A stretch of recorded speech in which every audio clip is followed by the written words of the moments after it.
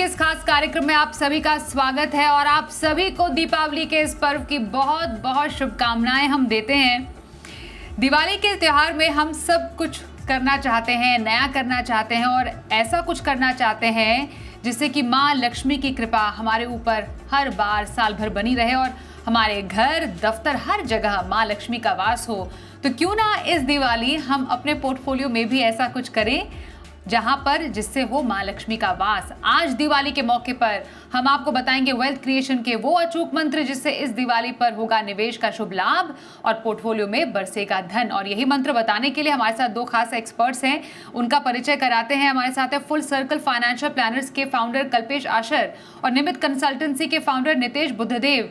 कल्पेश और नितेश, आप दोनों का बहुत स्वागत है। आप दोनों को भी दीपावली के इस पर्व की बहुत बहुत शुभकामनाएं हम देते हैं। और क्या शुभ अवसर है ये निवेश का शुभारंभ करने का और समझने का कि आखिरकार क्या मायने हैं दीपावली के इस निवेश को शुरू करने के। लेकिन जब हम निवेश के शुभ लाभ की बात करते हैं, कल्पेश, दीपावली को किसी भी काम की शुरुआत का शुभ अवसर या हम आज कह रहे हैं कि निवेश का शुभ अवसर क्यों माना जाता है? सबसे पहले तो स्वाति जी, आपको और जी बिज़नेस के सभी व्यूअर्स को दीपावली की खूब खूब शुभकामनाएं और उम्मीद है ये साल भी सबके लिए बहुत बहुत लाभदायक हो। तो बरसों से, पीढ़ियों से हम मानते चले आ रहे हैं कि माँ लक्ष्मी का जो हम पूजा करते हैं और हर चीज़ की एक वेलकम करते हैं, उसका स्वागत करते हैं, वो दीपावली से ही होता है। और लक्ष्मी जी चिन्ह है धन के, और धन का तो हम एक्चुअली 365 दिन स्वागत करते हैं, लेकिन इस महापर्व के अवसर पर आई थिंक बहुत ही पीढ़ियों से अपनी एक परंपरा चलती आ रही है। और इसके पीछे कारण भी है कि हम जब एक जो नेगेटिविटीज़ होती है उसको हम पॉजिटिव चीज़ों से निखारते हैं, वैसे ही हमारी जो फाइनेंशियल गलतियां हैं हम आगे चल के ना करें और उन नेगेटिव्स को पॉजिटिव में बदलें।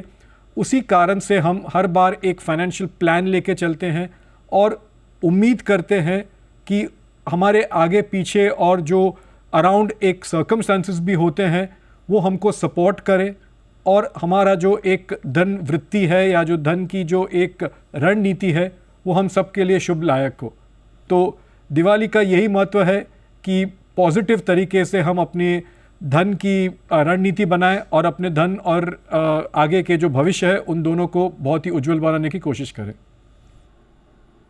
बिल्कुल, तो जीवन में सुख, समृद्धि और सफलता का त्योहार ही दीपावली का त्योहार माना जाता है और हम इसको अंधकार पर प्रकाश की जीत के पर्व के तौर पर भी जानते हैं। दीपोत्सव, इसको हम आज सेलिब्रेट कर रहे हैं। आपके पोर्टफोलियो में दीपोत्सव कैसे मनाएं इस पर हम बात करेंगे, लेकिन अभी निवेश क्यों? नितेश, जिस तरीके से हमने पिछले कुछ महीने निवेश का माहौल देखा है, बाजार का माहौल देखा है, अभी हर कोई ये जानना चाहता है, दीपावली तो हमारे लिए सबके लिए शुभ है ही, लेकिन क्या वो बड़े कारण हो सकते हैं जिससे हम कह रहे हैं अभी निवेश ज़रूरी? बिल्कुल स्वाति, फर्स्ट ऑफ ऑल आपको, कल्पेश भाई को और सभी दर्शकों को दिवाली की खूब खूब शुभेच्छाएं और आने वाला जो संवत है वो सबके लिए बहुत ही लाभदायी हो, ऐसी हमारी कामना।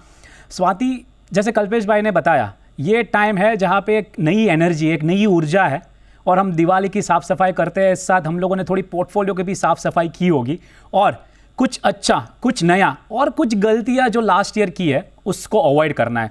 बट जैसे कि आपने बताया कि ऐसा अभी क्यों करना है, बिकॉज स्वाति, एक इसको हम एक उदाहरण के तौर पे ले सकते हैं, एक बोल सकता हूँ इवेंट के तौर पे लेके चले, क्योंकि लास्ट एक साल से अगर मैं सिर्फ इक्विटी मार्केट की बात करूँ तो फ्लैट टू नेगेटिव रिटर्न दिया है।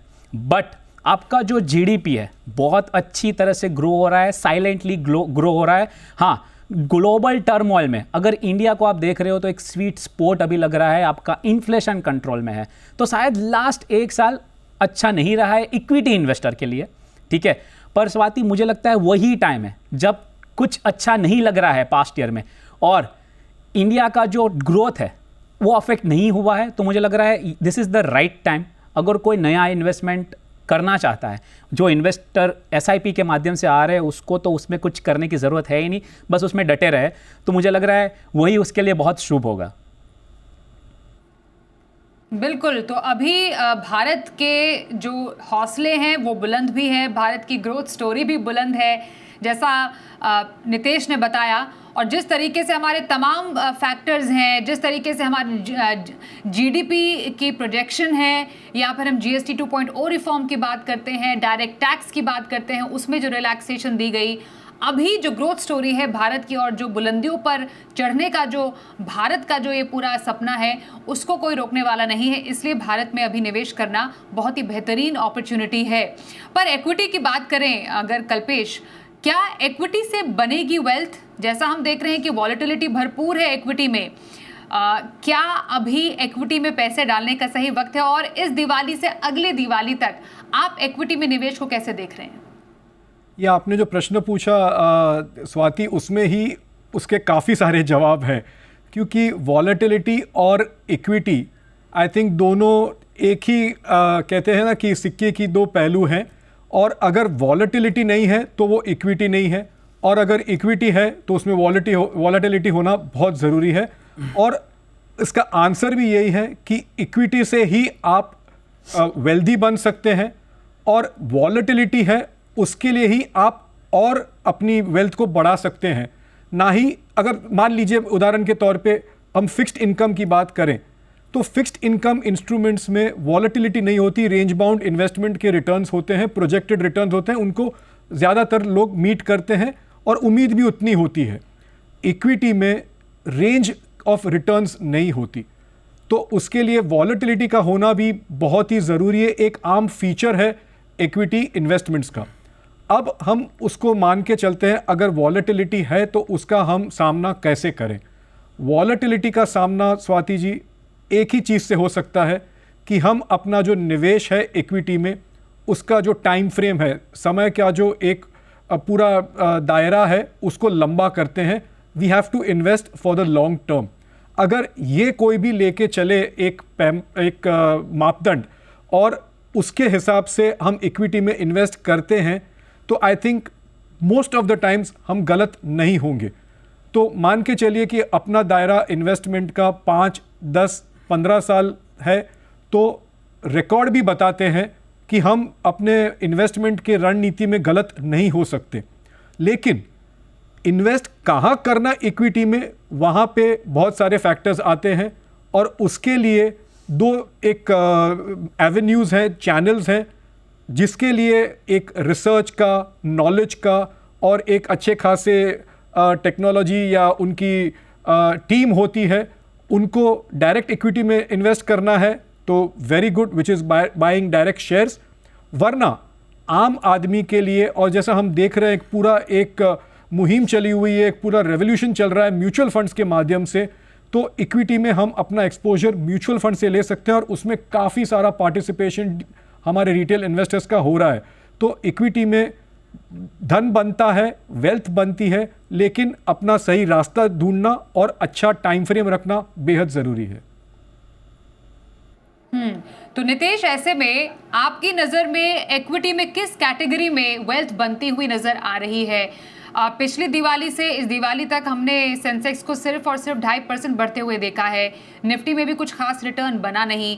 अब अगर म्यूचुअल फंड के जरिए पैसे कमाने हैं, जो कि बन भी रहे हैं, एसआईपी हमने 29,000 करोड़ के पार जाती हुई देखी, तो कौन से फंड्स में इस तरीके की एसआईपी करें जिससे कि दिवाली से दिवाली तक अब आने वाले समय में अच्छा धन बरसे?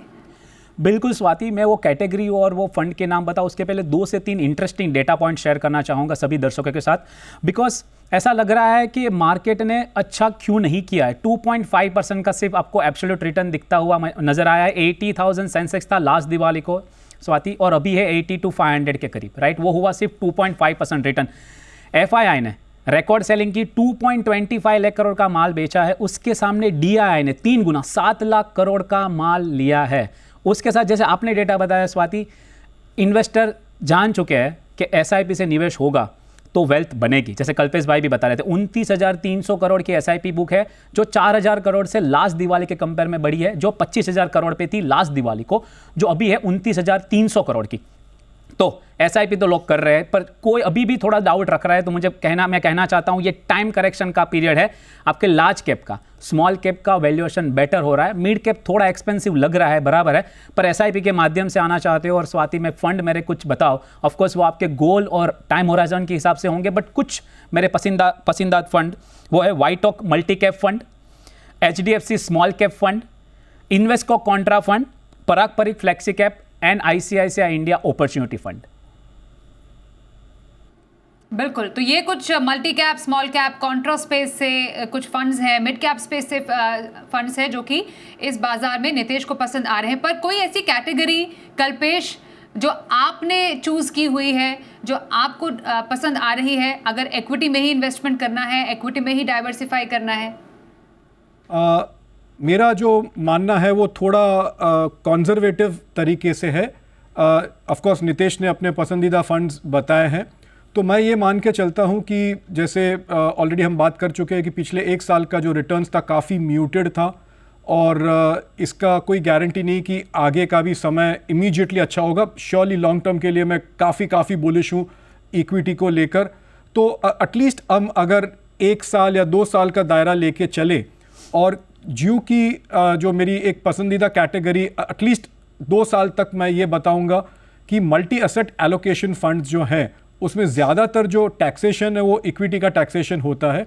तो multi asset allocation funds even for people who are starting, जैसे हम बता रहे थे कि दिवाली के अवसर पर जो लोग अपना निवेश शुरू करना चाहते हैं और वो भी म्यूचुअल फंड के माध्यम के ज़रिए, तो उनके लिए तो I think multi asset allocation fund एक अच्छा खासा माध्यम रह सकता है। और उसकी वजह भी ये है कि हम देख रहे हैं कि इक्विटी तो उसमें ज़्यादातर 50 से 60% का एक्सपोजर होता है, जिसकी वजह से टैक्सेशन का बेनिफिट मिलता है। दूसरी बात कि हम एक डिक्लाइनिंग या घटते हुए ब्याज दर के रेजिम में आ रहे हैं, तो जो डेट का कंपोनेंट है उसको भी फ़ायदा होने का एक अपॉर्चुनिटी है।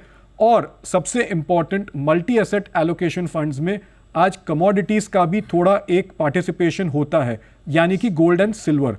तो ये तीनों चीज़ों का जो एक मिश्रण होता है वो मल्टी एसेट एलोकेशन फंड में एक इन्वेस्टर को मिल सकता है, जहाँ पे वॉलेटिलिटी की जो रेंज है वो थोड़ी लिमिटेड होती है।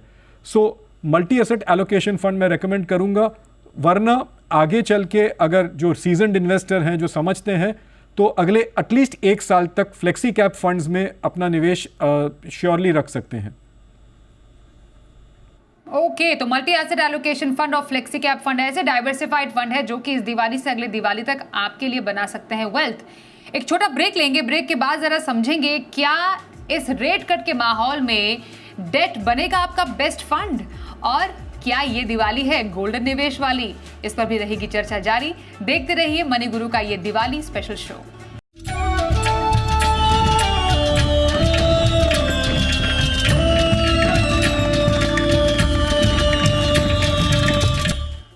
इस दिवाली बरसे धन, आपके पोर्टफोलियो में आए सुख और समृद्धि, हो लक्ष्मी का वास, यही हम शुभकामना कर रहे हैं इस दीपावली के त्योहार में।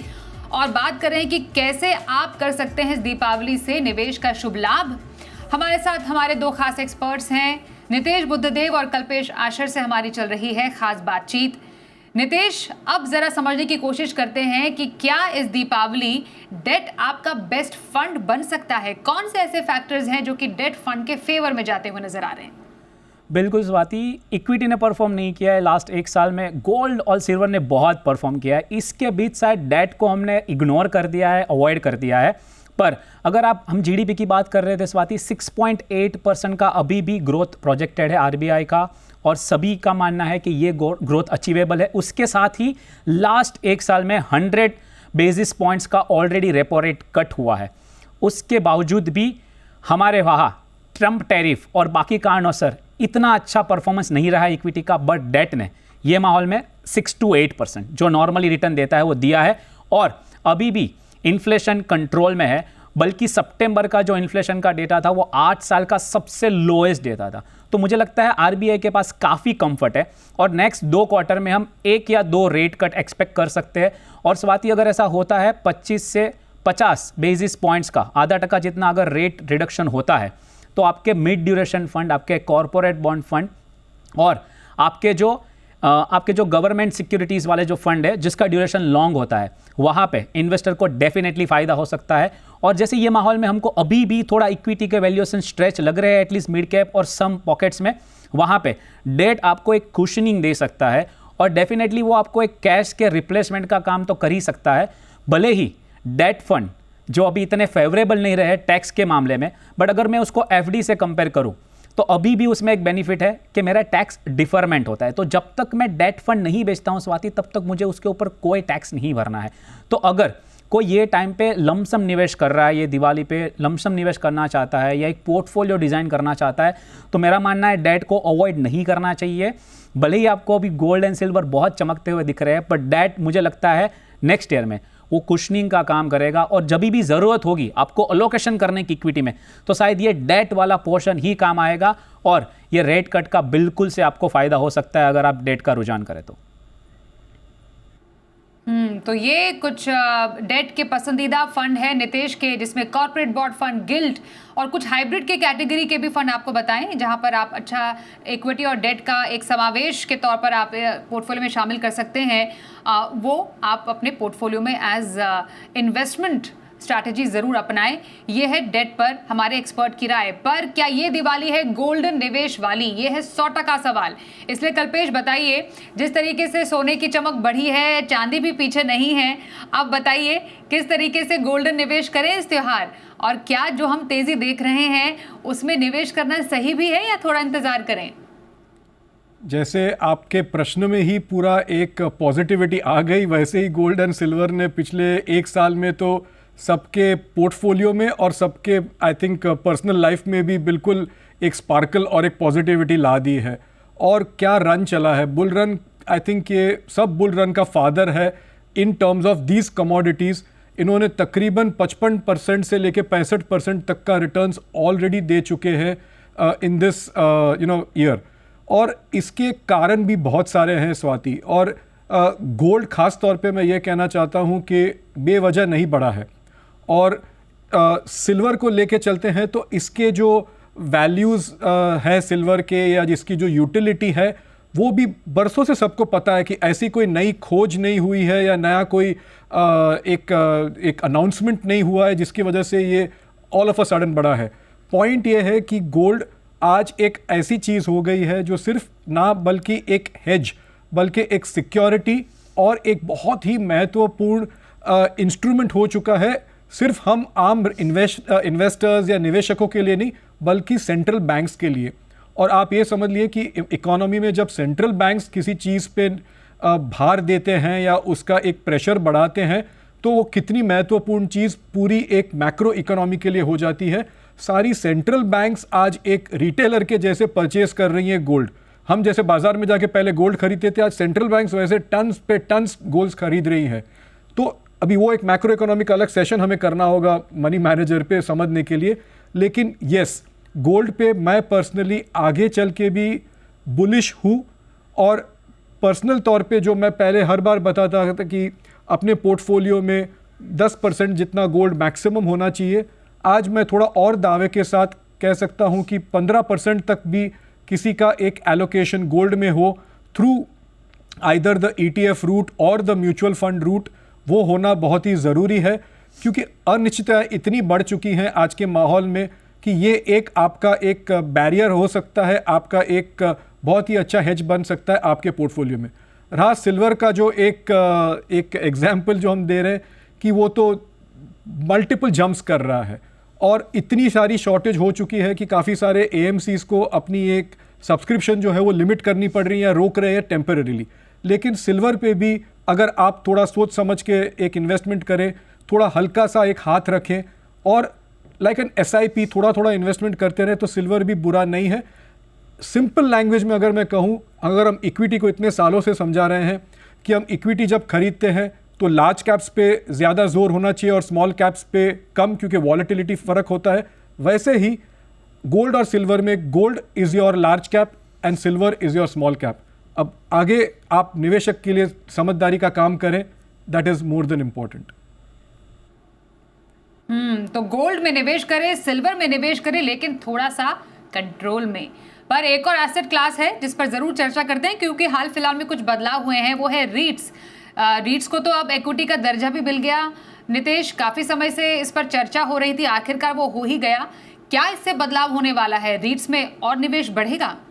बिल्कुल स्वाति, जो अभी जो सेबी ने फेरबदल किए हैं रीट्स में, रियल एस्टेट इन्वेस्टमेंट ट्रस्ट में, ये जो चेंजेस हुए हैं वो है कि अगर कोई अभी फंड मैनेजर है, कोई DII इन्वेस्टर है, अभी तक रीट्स को एक हाइब्रिड इंस्ट्रूमेंट माना जाता था, पर अभी उसको इक्विटी का दर्जा मिला है। इसका मतलब ये हुआ कि आपके जो इक्विटी म्यूचुअल फंड है उसमें जैसे इक्विटी अप टू 65% होगा तो उसको इक्विटी फंड्स का दर्जा मिलता है, इक्विटी टैक्सेशन का दर्जा मिलता है। तो वो जो 65% एलोकेशन होना चाहिए फॉर इक्विटी, उसमें वो रीट्स को भी शामिल कर सकते हैं। उसकी वजह से बहुत अच्छी तरीके से लिक्विडिटी आएगी मुझे लगता है, और काफ़ी सारे और भी रीट्स लिस्टेड होंगे। तो काफ़ी समय से मुझे लगता है गवर्नमेंट से भी इस चीज़ को लेके काफ़ी प्रोएक्टिवली लोगों को इन्वेस्ट कराना चाहती है। अभी वो लिक्विडिटी मुझे लग रहा है रीट्स के लिए ये एक बड़ी अपॉर्चुनिटी है। तो अगर कोई डायरेक्टली भी रीट्स बाय करना चाहता है तो मुझे लगता है बेटर रिटर्न दे सकता है। हिस्टोरिकली 6 to 9% का रिटर्न दिया है। तो इन रीट्स ऑल्सो इंडिविजुअली कोई इन्वेस्ट करना चाहता है तो उसमें भी रिटर्न अच्छा रहेगा because of liquidity and better research. अभी फंड हाउसेस भी उसमें निवेश करेंगे तो उसकी डिमांड्स और बढ़ेगी, और काफ़ी रीट्स भी लिस्टेड होगी, और रीट्स का निफ्टी 500 या तो निफ्टी मिड के 150 में भी आने के आसार है based on all the criteria. तो डेफिनेटली रीट्स मुझे लगता है एक नया एसेट क्लास उभर के आ सकता है नेक्स्ट 2 से 3 साल के लिए। तो डेफिनेटली उसको इग्नोर नहीं करना चाहिए और उसमें रिसर्च करके आगे डेफिनेटली बढ़ना चाहिए स्वाति जी। तो रियल एस्टेट में रीट्स के जरिए अब निवेश के बेहतरीन मौके हैं। शो का समापन करने का समय आ चुका है, इसलिए दोनों एक्सपर्ट से बस एक लाइन का मंत्र मैं लेना चाहती हूँ। कल्पेश, आपसे शुरुआत, कैसे आएगी पोर्टफोलियो में लक्ष्मी, तो उसका वो अचूक मंत्र क्या रहेगा? मेरा तो यही मंत्र है कि हर बार हम जब पूजा करते हैं तो लक्ष्मी सरस्वती का नाम साथ में लेते हैं। तो लक्ष्मी की पूजा ज़रूर कीजिए, लेकिन सरस्वती को साथ में लेके। That is investment grows with knowledge. और नितेश, आपका वो अचूक मंत्र क्या होगा जिससे लक्ष्मी का वास हो पोर्टफोलियो में?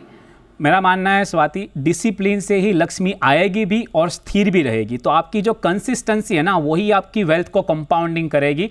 तो यही मंत्र है, कंसिस्टेंटली आप इन्वेस्ट करते रहिए आपके गोल के आधार पे, आपके रिस्क एपेटाइट के आधार पे, वो डेफिनेटली कंपाउंडिंग होगा। और इसी के साथ दिवाली की खूब खूब शुभेच्छाएं सभी दर्शकों को वंस अगेन। बहुत धन्यवाद करेंगे हम आपका नितेश और कल्पेश हमारे साथ आज के इस कार्यक्रम में शामिल होने के लिए। आज हमने जाने पोर्टफोलियो में सुख समृद्धि के मंत्र, कैसे बरसेगा धन आपके पोर्टफोलियो में और कैसे करें निवेश का शुभ लाभ। आप सभी को एक बार फिर से दीपावली के इस पर्व की बहुत बहुत शुभकामनाएं देते हैं। नमस्कार, और आप देखते रहिए जी बिजनेस।